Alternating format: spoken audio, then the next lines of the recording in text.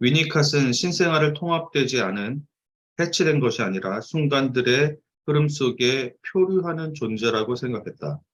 유아의 마음속에서 소망과 욕구는 자발적으로 떠오르고 그것들이 충족되면 유아는 그가 존재의 연속성이라고 부른 흐름 속으로 다시 녹아든다.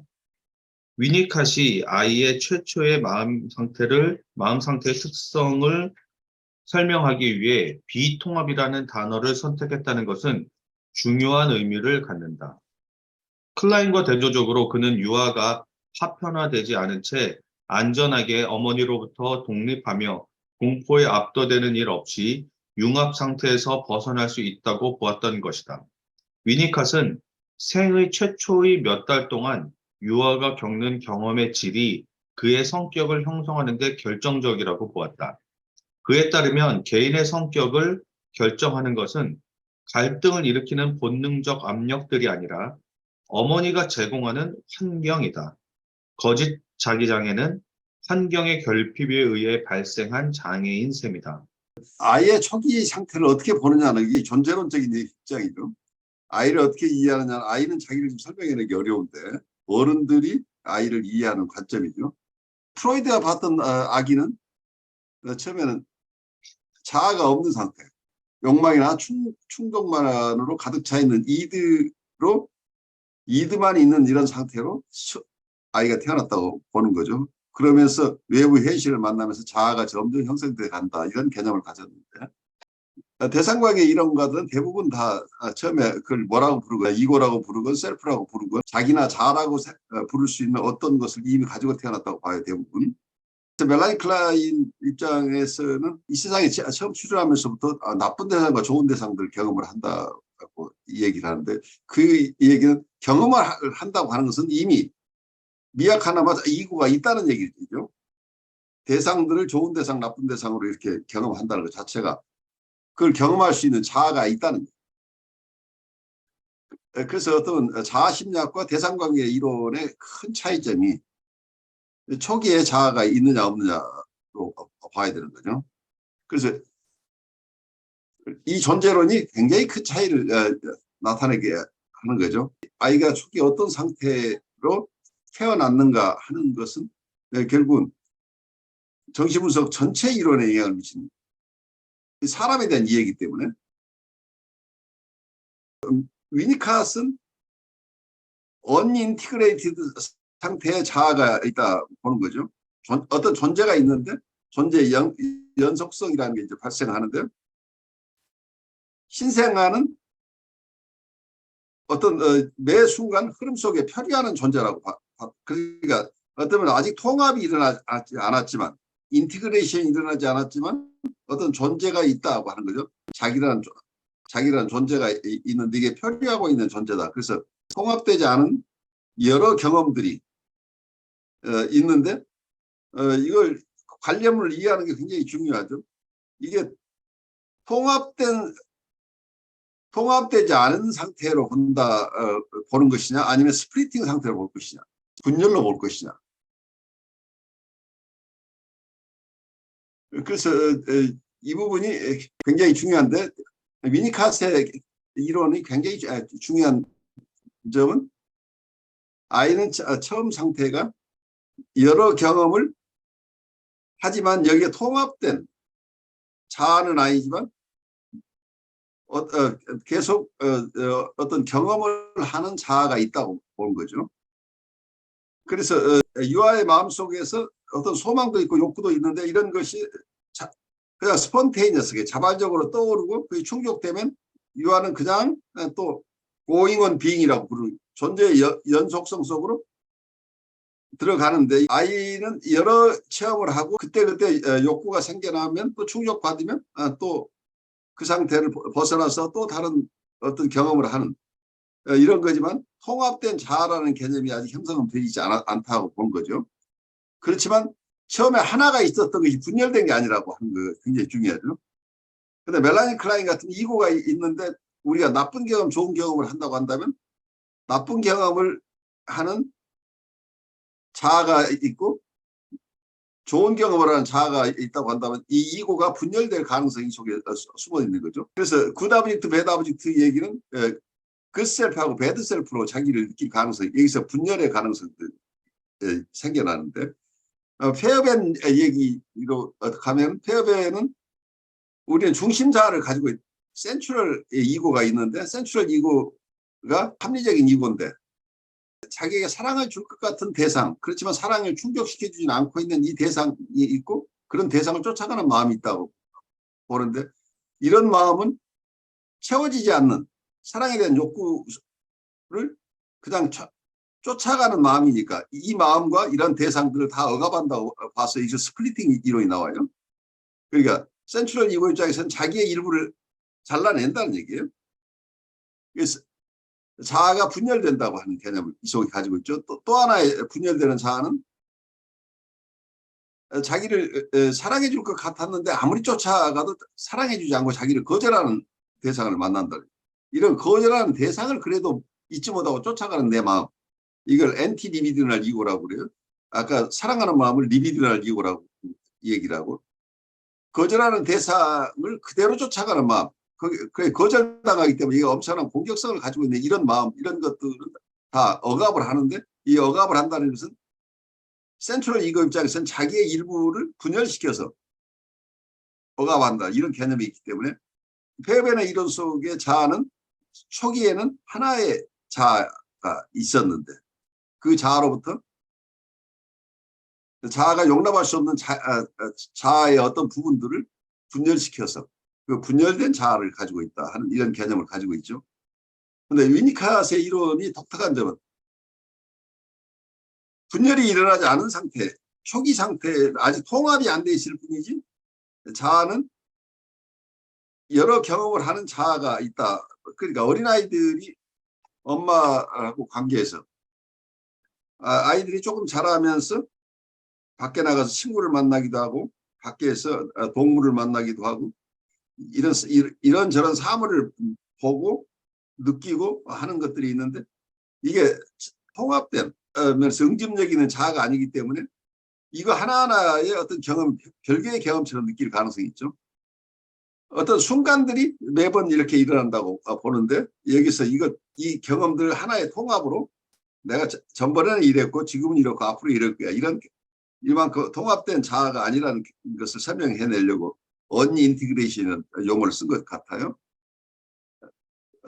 여기서 통합되지 않은 비통합이라는 단어를 선택을 해. 비통합이라는 얘기는 초기 상태가 뭐 하나가 있어서 그 하나가 어떤 경험을 하면서 분열됐다 하는 개념이 아니라 분열이 아니고 여기에서는 초기에는 통합되지 않은 매 순간 어떤 경험을 하는 존재가 있는데 그 존재는 매번 이게 응집력 있는 통합된 자아로서 아직은 경험하지 못하지만 경험하는 어떤 존재가 있다고 이해할 수 있는 것이죠. 근데 아이는 어때요? 엄마를 바라보면서 엄마에게 자기의 체험을 이런저런 얘기를 다 말로 하기도 하고 엄마의 눈을 바라보면서 이런 어린아이의 과정은 엄마하고 교류 과정인데 엄마의 눈은 어떤 면에서 아이에게는 자기를 비춰주는 거울이죠.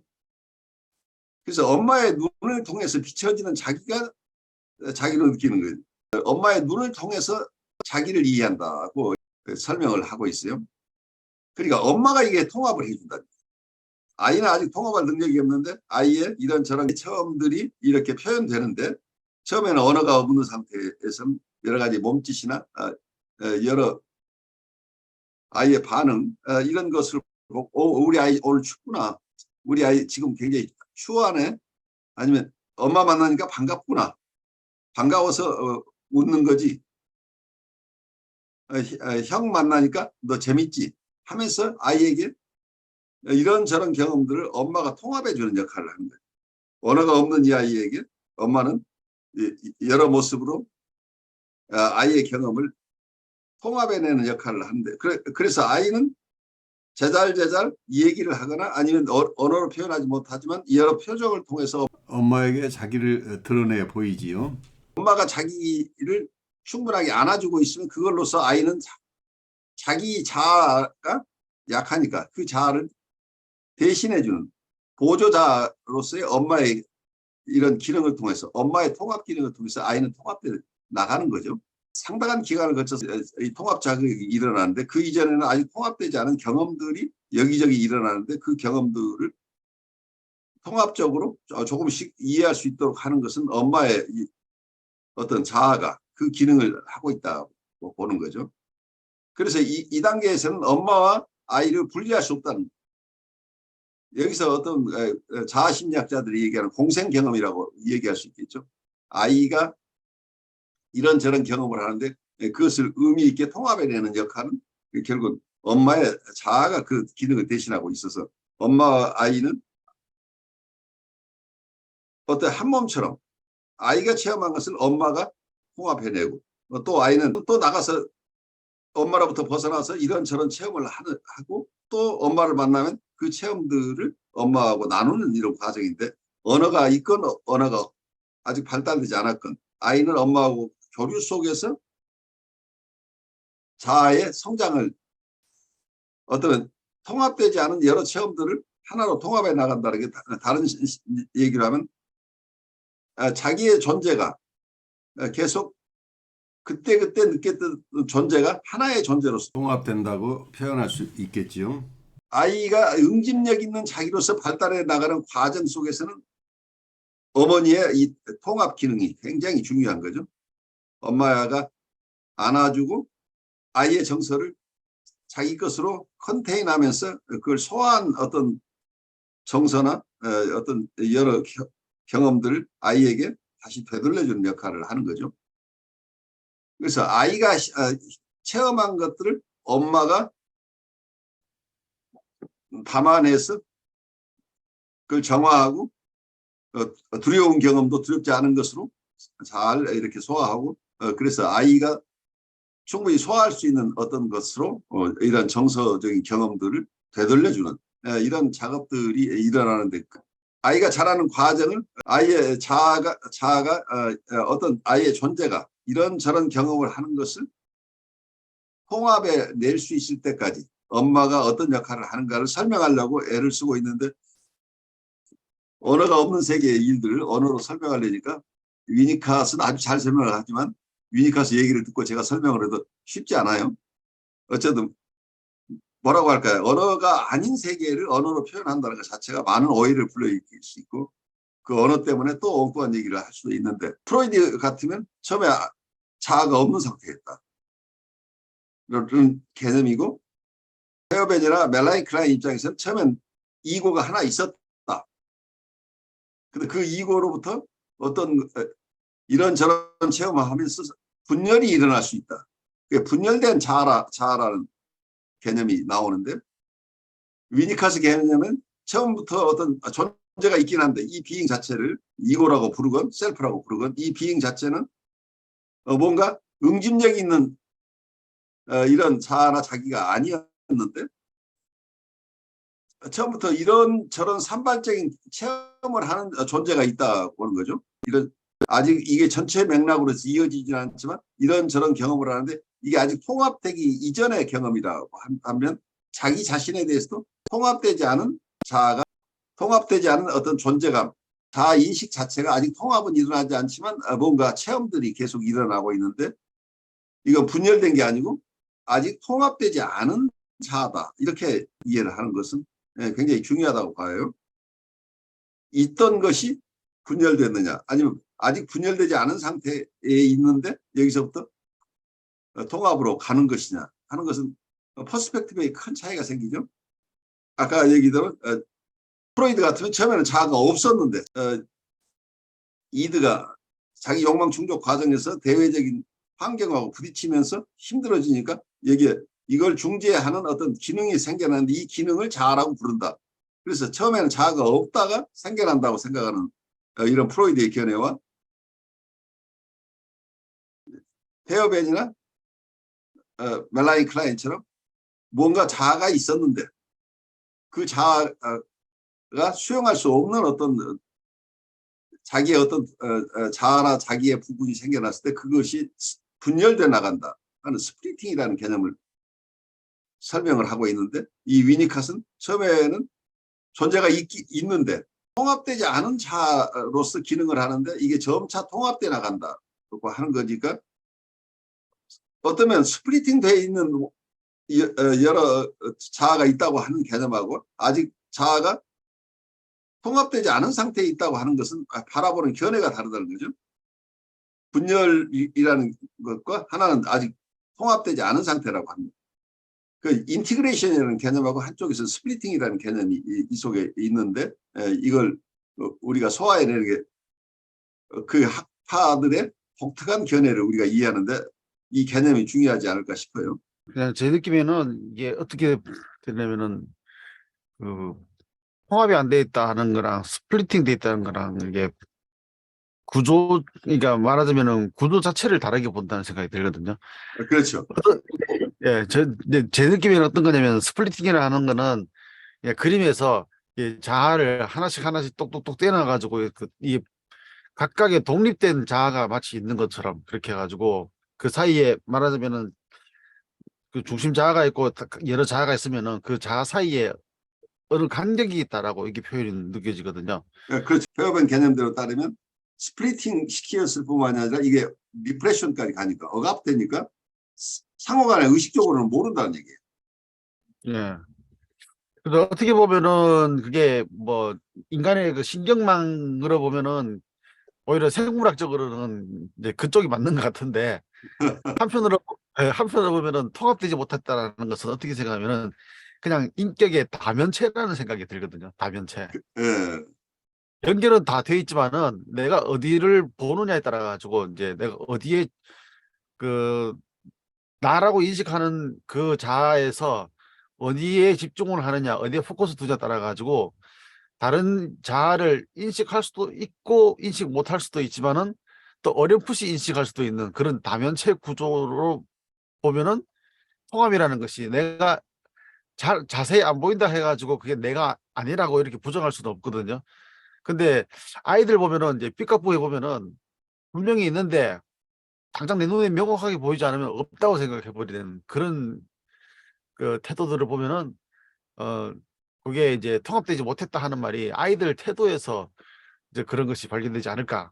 그러면은 결국은 이제 인격의 다면체 구조니까 이게 몇 개인지 모르겠지만 이게 굴리는 뒷면도 있고 옆면도 있고 딱 정면도 있고 이제 그런 상황. 하여튼 그런 스플리팅하고 인티그레이션이 안 됐다는 거는 저한테는 이제 그런 느낌으로 좀 다가오고 있습니다. 아주 좋은 견해예요. 우리의 삶 속에서는 이런 쪽에서 자아가 분열됐느냐, 통합이 되지 않았느냐 이제 이런 개념으로 갈 수도 있지만 프로이드가 봤던 의식과 무의식의 세계라고 하는 것, 전의식의 세계라고 하는 게 자아가 스플리팅이라는 개념을 우선 쓰기 이전에 우리 인간은 의식하는 내 마음이 있는데 의식하지 못하는 마음, 완전하게 억압이라는 기제를 통해서 우리가 아주 애를 쓰지 않으면 그 기억을 되살리기 어려울 만큼 억압되어 있는 것과 그냥 내가 노력만 하면 회상해낼 수 있는 어떤 것들, 내 친구 이름인데 갑자기 내 친구 이름이 생각나지 않는다고 그 친구 이름을 좀 생각하면 바로 생각이 나는 이런 전의식 단계, 무의식과 전의식 이런 것을 모두 마음을 그러니까 지형학적 이론으로서 마음을 세 가지로 나누고 있는데 말하자면 우리 강 목사님 얘기하는 그 우리 다면 구조라고 얘기하는 거가 우리가 무엇을 인식한다고 하는 것 자체는 한편에서는 어느 쪽을 인식하지 못한다는 것이에요. 그래서 어디에 스파트라이트를 비치면 보이는 쪽은 환하게 보이지만 오히려 스파트라이트이 닿지 않은 곳은 숨겨지죠. 이게 이제 현상학자들이 보는 아주 중요한 관점이기도 해요. 우리가 안다고 하는 것 자체는 다른 것이 컨실먼트라고 하는 숨겨지는 과정이다고 하는 거죠.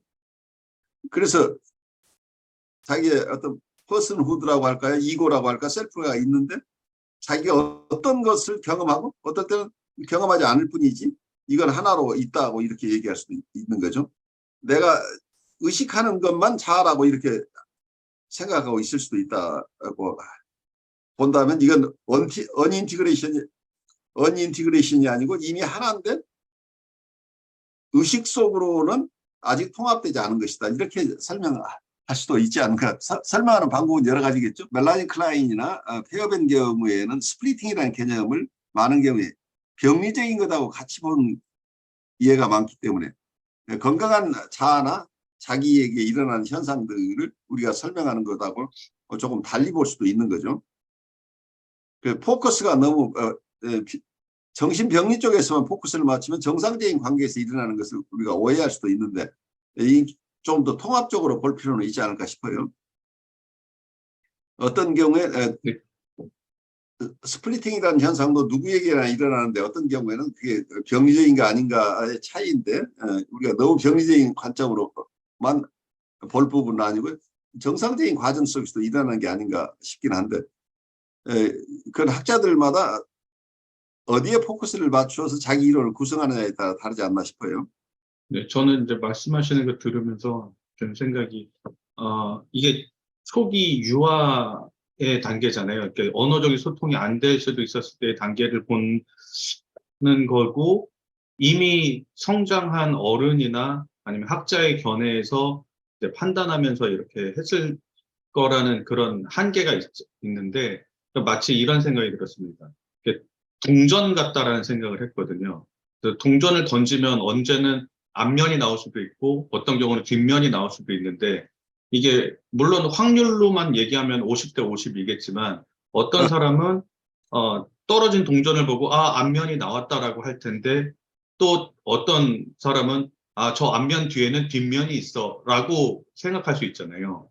그러니까 마치 아이들의 그런 반응이라든가 관계에서 보여주는 모습을 가지고 어떤 사람은 동전이 떨어졌는데 앞면이 나왔어라고 말하는 것처럼 느껴지고 어떤 사람은 저 앞면 뒤에는 분명히 바닥에 뒷면이 있는 거야라고 말하는 것처럼 보여줘서 원래는 하나인데 이게 마치 앞뒷면 양면이 있는 두 개인 것처럼 봤다가 또 앞뒷면 두 개가 있는 하나인 것처럼 봤다가 떨어진 한 면만 봤다가 뭐 이렇게 보는 견해가 좀 달라지는 것이지 그 존재 자체는 그냥 동전이라는 것, 그 아이라는 사람이라는 그 하나로 그냥 있는 것 같다. 뭐 이런 생각을 했습니다. 좋은 비유를 해주셨어요.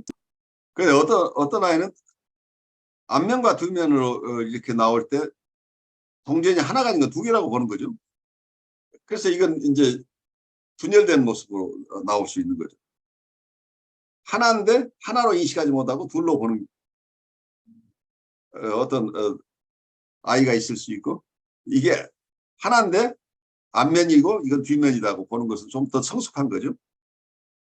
근데 아이들은 초기 경험 속에서는 어쩌면은 앞에 그림과 뒷부분이 다르기 때문에 매번 경험할 때 이건 빨간 거고 이건 파란 거야. 그 빨간 동전과 파란 동전 두 개가 지금 있는 것처럼 어떤 아이는 가져갈 것이고 어떤 아이는 빨간 동전이었는데 그 뒤는 파란 거네 라고 해서 하나라고 통합할 수 있다는 얘기죠. 그런데 아이들의 발달 단계에 따라서 그리고 아이의 특성에 따라서 아주 초기부터 이 두 양면을 보는 아이가 있고 어떤 아이는 계속해서 끊임없이 두 개로 보는 아이도 있을 수 있겠죠. 그래서 대상은 이렇게 쪼개진 대상으로 보는 이 시기들을 패러노이드 스키조이드 포지션, 편집 분열적 자리에 있다고 하고 이게 동전이 두 개가 아니고 하나인데 앞쪽은 빨갛고 뒤쪽은 파랗다고 이렇게 통합적으로 보는 단계를 디프레시브 포지션, 이렇게 우울적 자리라고 이름을 붙였는데 이런 것들이 누구나 일시적으로는 이 두 과정을 왔다 갔다 하는데 어떤 사람에 따라서는 굉장히 나이가 들었음에도 불구하고 오래 그러니까 상당한 피지컬한 나이는 굉장히 많은 나이가 됐는데도 그러니까 청소년이 되고 어른이 됐는데도 끊임없이 사고 구조 속에 두 개의 동전으로 대상을 인식하고 그 두 개의 동전을 바라보는 자기도 쪼개진 자기로 느끼는 이제 이 상태에 있는 많은 어려운 분들을 설명하는데 멜라니 클라인이 이런 굉장히 주요하죠. 심리 내적인 것들이니까 페어벤의 이론 속에서도 우리가 얻을 게 굉장히 많은데 어떤 면에서 이제 이런 쪽에서 보는 경우는 정신병리를 이해하는 데 더 유효한 것으로 보이는데 위니카스의 얘기 언인티그레이션이라는 개념은 조금 더 성장이론 쪽에 더 가깝지 않느냐 하는 생각이 들어요. 건강한 아이에게 자라는 과정을 설명하는데 더 적절하게 설명해내고 있는 게 아닌가. 그리고 이제 이 얘기는 결국 거짓자와 참자 이 얘기하고 서로 연결이 되죠.